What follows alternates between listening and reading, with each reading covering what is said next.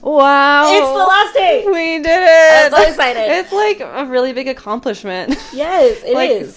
Fighting through scheduling and whatever to film the videos and stuff like that and then edit them and whatever. And so thank you for watching. Thank you. It's been really wonderful. And we are ready after tomorrow to receive the Torah again. This is officially the longest, video anything I've ever done in my entire life. 49 videos. It's a lot. It's a lot. Especially when they're almost all of them over at least 5 minutes. Yeah. I think the longest one was 14 minutes somewhere in one of the weeks. It's a lot of time. It is. And then the editing too. Yeah. Examine the sovereignty. So yeah, we're on day 7 of week 7, Malchut of Malchut. Examine the sovereignty of your sovereignty. Does it come from deep-rooted inner confidence in myself? Or is it just a put-on to mask my insecurities? I mean, now it comes from deep-rooted because I know I can do it, but Yeah, I don't think I really don't think I put on anything anymore. No, I do abide by the fake it till you make it. Yeah. Decide that you're capable before you're actually capable. Decide that you'll figure it out kind of thing. But I don't think I mask my insecurity with that anymore. Yeah, I might hide some negative emotions still, but I'm not masking my insecurities. Right. I'm just I'm choosing to move forward in this specific way. My insecurities would be social anxiety or fear that I'm not as good in other acting, when I go to acting workshops and stuff. But I'm not doing anything to mask that. I might not openly talk about it but if someone was to ask me the question, I would say, yeah, I'm nervous or something like that. Yeah, be honest about it. I'm not going to hide that. I don't really know why I should. Yeah. Does that cause my sovereignty to be excessive? Am I excessively sovereign? Because of my insecurities? I'm fine. I'm perfect. You don't need to tell me anything.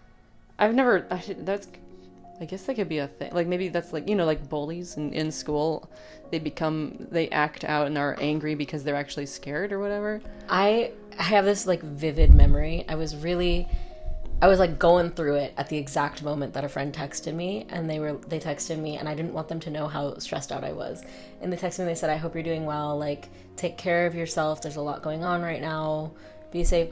And I responded so fast. I'm I'm fine, you take care of yourself. I'm whoa, calm down, Hayley. Yeah. It's okay that your friend noticed that you were stressed out. Yeah, and it's lovely. But I was super stressed about it. I was how do you see that on me? So that was a big reminder of that moment for me. That does make me think. One thing that I might do to mask is when I'm actually feeling really sad or angry. Instead, I'll start the conversation. I'll call somebody and ask them how was their day, and ask them a bunch of questions, and then finally talk about what I really wanted to talk about the whole time. Even though sometimes I might not get to, because then they'll talk about their day and then something that annoyed them or whatever, and then we'll turn to making them feel better, and then I feel angry at myself because I'm I didn't get to say what I wanted to. I really just wanted to call and rant, and so I'm trying to get better at that. Whenever I call my sister or anybody else to be hey, so this thing happened to me, and I'm gonna pay attention to that now. Yeah. When you call me, I'm gonna pay attention to that. I'm gonna be I wonder if Jordan wants to rant about something right now. I'm asking you questions about yourself when really I didn't mean to. Well, pay attention. Thank you for that. Am I aware of my uniqueness as a person, of my personal contribution? Yeah? Yeah. I don't know how you can't be. I know some people that might be so down on themselves that they really are. They just think they're not special, or they don't bring anything. Who was it? Someone I was on a date, and this guy was talking to me about someone else he met where the person was just angry with life, and he was don't you have any aspirations or something? And they were no. And it's okay, well, I guess you don't have much of a existence then if you're not even working towards something. And I don't know, so maybe that person wasn't very secure in their uniqueness or something. Be secure in your uniqueness. Yeah. Know that you are in fact unique. Yeah, for my personal contribution, that might be a little bit harder. It's I know I think about firefighters, and where they're I'm just doing my job, but oh my gosh, what they do is so cool. Amazing. And so you personally, even if it was your job, you professionally saved my life or something like that, and so my life will never be the same because you saved it.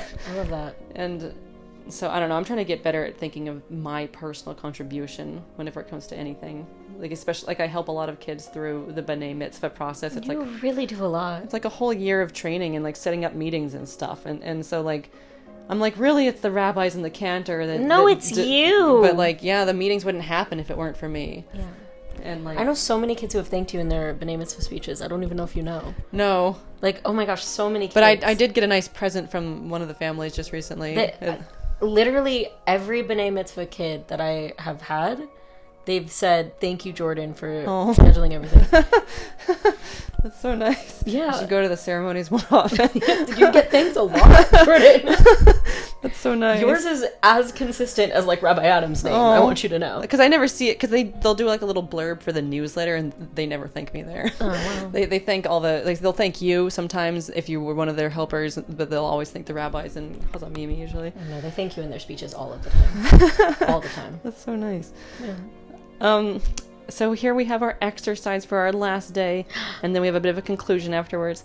Take a moment and concentrate on yourself, on your true inner self, not on your performance and how you project to others. And be at peace with yourself, knowing that God created a very special person, which is you.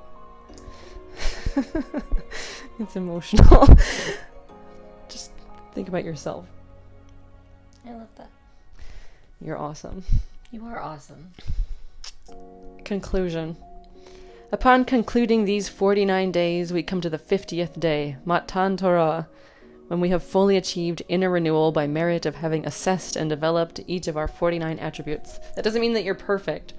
It just means that you like worked on it a little bit more. Yeah. I remember like in my Musar class, the teacher was like, if you got, like, say you like, I don't know, yell right off the bat at someone like all the time, and if you out of like 100 times stopped yourself from yelling one time, then you have changed and you did better. You did the work. So like you're not looking for immediate change, you're looking for a 1% change. I still haven't stopped biting my nails. I bite them less. I haven't stopped biting my lips either. But I got the lip scrub to try to help with that. We're working on it still. Yeah. What is the significance of the 50th day, Matan Torah? After we have achieved all we can accomplish through our own initiative, then we receive a gift, matana in Hebrew, from above, that which could not achieve with our limited faculties. We receive the ability to actually reach and touch the divine, not only to be cultivated human beings who have refined each of their personal characteristics, but divine human beings who are capable of expressing above and beyond their defined hum and emotion, and emotions, but actually express that which is unexpressible and undefinable in human terms, the most intimate emotions that transcend the 49 defined attributes. So yeah, being confident in yourself, I think, is the bottom line. That's the gift. Yeah.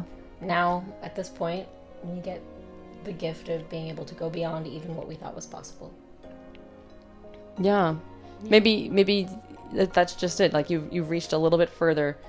Just like we talked, I think it was in the endurance week, like you now know that you can lift 51 pounds instead of 50 or something like that. Yeah. I know I can make 49 videos. Yeah. I know. Wow. Like that's how I felt too when I did this in 2022. I was like, cool, I can do anything with videos now, as I want to make more content marketing happen, and yet I didn't do anything for the rest of the year, but at least I know it's possible. It's possible. And I can do it, and just the same as fasting for Yom Kippur. Yeah, I know that I can do that. Yeah, now I've done it multiple times, and I'm like, this isn't hard. Yeah, I'm hungry, whatever. I mean, like, there'll be food soon. Yeah. And like, you learn what you're capable of. So yeah, thank you for joining us. Thank you. You too watched 49 videos. You are a gift. Yeah. And we love you and hope the best for you. And yeah, enjoy. If you do celebrate Shavuot, enjoy your cheesecake and dairy things. I love Shavuot. And if you're not Jewish, like, I don't know, feel accomplished anyway. Feel accomplished. Feel like you did something. Go celebrate. Do something. Yeah, thank you. You also can have cheesecake. Yeah, you can have cheesecake.